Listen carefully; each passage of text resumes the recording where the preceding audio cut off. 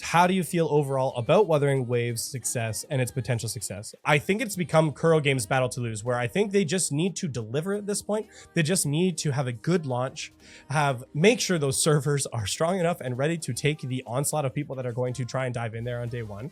They need to have that successful launch. And I think as long as the game delivers on its promises with the competitive combat, great open world exploration, echo farming, and at least a decent story, great looking characters, I think as long as they can deliver on that, Wuthering Waves will be good. And I think it will be very successful. And I think over time can continue to shake up the market. From its future success, where that shifts is then now we need to see how will they continue to iterate. Because what we've seen with Genshin, and what Genshin has kind of proven as the kind of like benchmark here, is that you can't simply just literally do the same thing copy pasted. What I mean by that is Genshin's overall core gameplay loop is explore the region, do really boring side stories that nobody gives a crap about, play 1 hour of story content every 4 months, and then have a bunch of discount Mario Party games to fill your time. That worked when people were still experiencing the game and the world for the first time. It has clearly not worked, broadly speaking, based on the discontent that is continuing to build from the whole player base perspective. Honkai Star Rail has shown us that by iterating, adding new endgame modes, more horizontal progression, as opposed to purely just vertical progression, Wuthering Waves needs to do that too. Wuthering Waves needs to pull, at least early Honkai Star Rail and continue to iterate on the endgame game modes, continue to give new experiences, new kinds of combat and activities, and for me, some good freaking co-op. Just give me some good co-op, for the love of God. That is something that Genshin, I thought, always had a chance to do and then never gave it to me. Oh, I just wished so bad we could have got that. I agree. I don't see Kuro Games coming out losing in this one unless it comes out an extremely poor executed variant of its original rendition. You seem insightful thus far. Before I ask my main question, do you believe it has a strong enough and mature enough community to keep it afloat on the positive disposition side of the pool to the gacha community?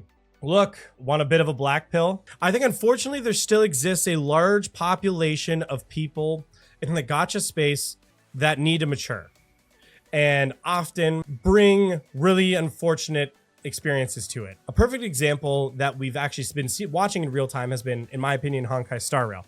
Honkai Star Rail on launch was great. Fairly like whatever, drama free, not a lot of people talking about doing a lot of dumb things, not a lot of people bitching and complaining about whatever dumb things coming at content creators for like ridiculous stuff. It seemed like the community and the 14-year-olds of Genshin that used to exist kind of grew up, and those of them that came over in Honkai Star Rail, it was good. But then recently, with all the whole Robin debacle, with how a lot of those things have been developing, we're seeing that side of the community rear their ugly face again and start bringing that degree of like drama. And like I hesitate to even use the word drama. I don't even know if you could call it drama. It's just ridiculous immaturity that is so incredibly frustrating, and it makes like going online to look at anything surrounding the game just stupid. And it just makes like, it just feels stupid. I'm hoping that enough people can rally in Wuthering Waves that there's just like a zero tolerance for that crap. Nobody wants to see that. Nobody wants to experience that. Most people think that 2% of people or 5% of people are just annoying. So I'm hoping enough of us can kind of like stand on business to kind of like keep that down. But I think those people will come. I think they will show up at some point. Those people are going to come experience the game. There's going to be the people who are mad, like, don't yell at my girlfriend Yin Lin, which like, hey, don't get me wrong. You better not. That's my girlfriend. So I think a lot of people are going to be like that. And so like, I just think that could happen. That's my opinion on it. But I think enough people have learned from Genshin and Star Rail. I think enough, not everyone, obviously. I think enough people have learned though that we don't want that. We don't want that crap here. So I'm hoping that helps. And let me be clear too. I don't think a positive predisposition is you can only say good things about the game. Because I think a positive predisposition is being able to look at the shortcomings of the game and be able to expand on those shortcomings in a constructive way. Like the term, we need to bring back the frickin' term constructive criticism, where if you're going to go out of your way to say, hey, this thing sucks, or I don't like this thing, offer something to help them.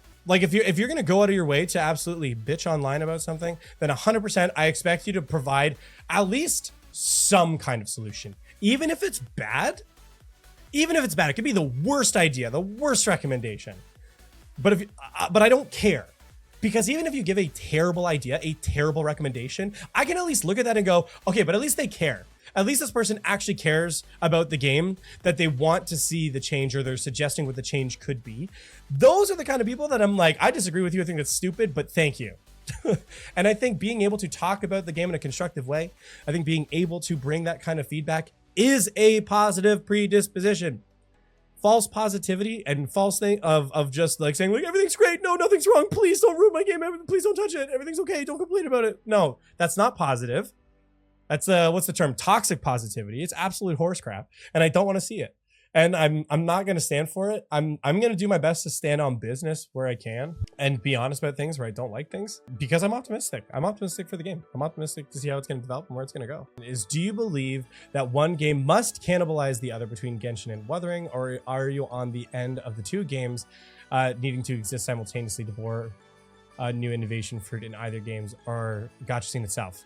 Competition is always good for everyone. I don't think it will serve Wuthering Waves any good to be the only game in the space. In the same way, I think Genshin having no competition for as long as it has served its player base and its community. I actually think, as much as I get pissed about Genshin and how disappointed I got with it, having both games is just good for innovation.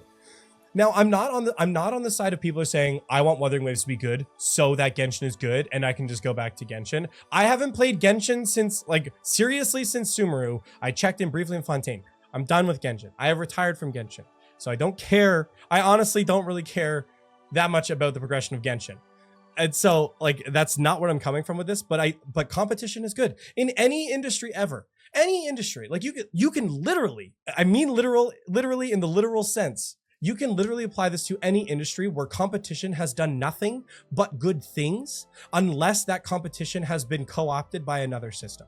So and what I mean by that is, like, when governments overextend into certain industries and prop up competition in an unhealthy way, that results in still a stifling of innovation, or where the companies are no longer reliant on innovation, usually it degrades. However, generally speaking, in healthy economic senses, when you have a competition in a space, you are pushing those businesses to compete. You are pushing them to do that because they need your money at the end of the day. That's why they're here making these games. That's why they're developing this. Yes, because maybe they like video games too, and they enjoy video games. That's probably why a lot of people become developers. But at the end of the day, it exists as a product. They want to make money. So having two games competing for the space, competing for the money, is a positive thing, because the second that everybody started taking Wuthering Waves seriously and talking about endgame, Genshin all of a sudden had some registration and applications being sent out for a user-generated game mode where you can have user-generated content, and then also announced that they were going to be incorporating new kinds of endgame game mode. People have been asking, at the very least, for new endgame basically since launch. And in like months of Wuthering Waves being taken seriously, they finally are gonna do something about it. Like, that is a textbook situation of like, yeah, of course both should be there.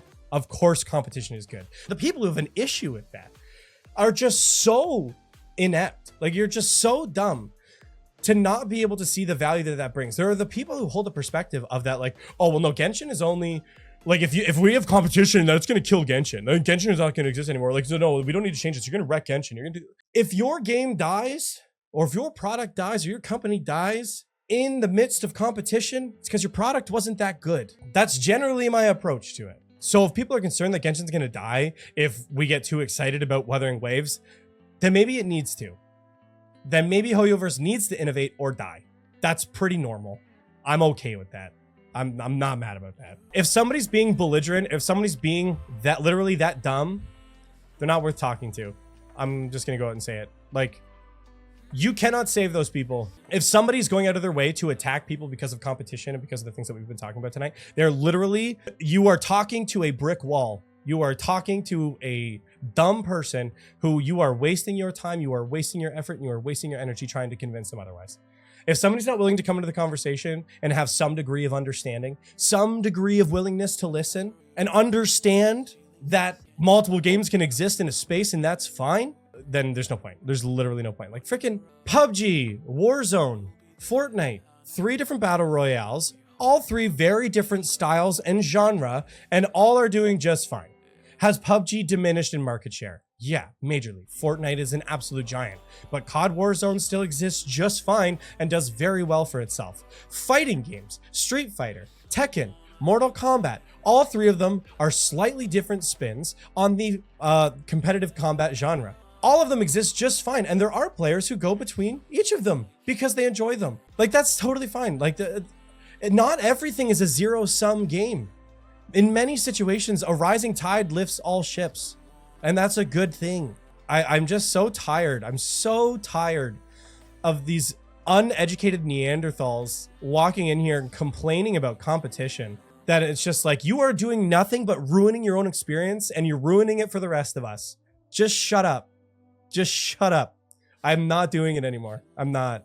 I'm listening to what you're saying, but at the same time, you're like, well, then if Genshin dies, then good. Why can't you listen to the game do? Yeah, no, I've said that before. No. There are 2 completely different things here. If Genshin dies because it refuses to innovate, that's only Genshin's fault. And I think that is the way that things should go. Do I think broadly that's a good thing? No. Simply because competition is still good. So in a perfect world, Genshin continues to innovate. That's actually good. I'm going to say something here that's going to maybe make some Wuwa stands upset here. Genshin innovating now is actually a good thing, because then if Genshin stays healthy and they're innovating, Wuwa will continue to innovate and push, and that's good. However, if Genshin refuses to do that and they continue to fail and it does die, okay, but you know what's going to happen? Something else will take that space. Look at the horizon of games that we've got coming right now. Azure Permilia, 100%. It came out of nowhere. Only the people who had been digging into the contracts and like the copyright filings had any idea that Azure Permilia was coming. All of a sudden, they dropped this trailer of a allegedly 70% completed game, and everybody was like, "Holy crap! Genshin plus Pal World. This looks amazing." That's good. That's another competitor coming to the space. And 100%, if Genshin refused to innovate and it died and Azure Permilia took its space, sweet. Because do you know what that means? Do you know what that means for players at the end of the day? It means you get a better game. That's literally good. Like, so that's why it's not, I'm not excited for Genshin to die from because then Wuwa will be better. If Genshin dies, it's because they refuse to change. And then I say, okay, well, you've earned what you've done. Like, you've just earned it at that point. I don't care. Would it be a little bit sad? A little. But at the end of the day, you didn't listen, you didn't innovate, so it probably was turning into a stale experience anyway. The foreseeable issue of Genshin dying is that if no other games replace it, Kuro Games has a very realistic chance of becoming satisfied at being at the top, and we may get a repeat in history. Yeah, exactly. Except, I think the market has changed. I can't see that happening now. In this space specifically, I think that is the natural flow of things. But in this space specifically, I don't see that happening again, because Genshin Impact opened Pandora's box on what gacha games could be. And I think a bunch of other companies saw the potential of it, saw the revenue opportunities from it, and saw that it could break into a more mainstream market, that we could have these mobile, console, PC crossover games, and they could be successful. Look at all of the gacha game announcements over the last year. Because think about it. That was around 2020 when Genshin Impact finally launched, and we saw the true success of it. We're now 3-4 years in. We're now getting to the point of development cycle of games where we're seeing companies who are taking that idea, taking that new space, and they are finally coming to market. Wuthering Waves, Azure Permilia, Arknights Enfield. If it can deliver, it seems sketch, I'm going to be honest, Project Mugen. All of them just come to mind. There's even more. Duet Night Abyss, while not open world, also seems to be offering a very competitive combat and at least instant zoned experience, because they proved the concept. Credit where credit is due. Hoyoverse proved the concept.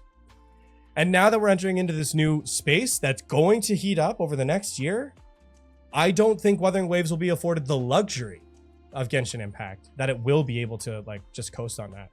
So I see the concern. I don't think they get a choice though. Genshin and Hoyoverse had a choice. Wuthering Waves does not. It's already too late. The market has already changed.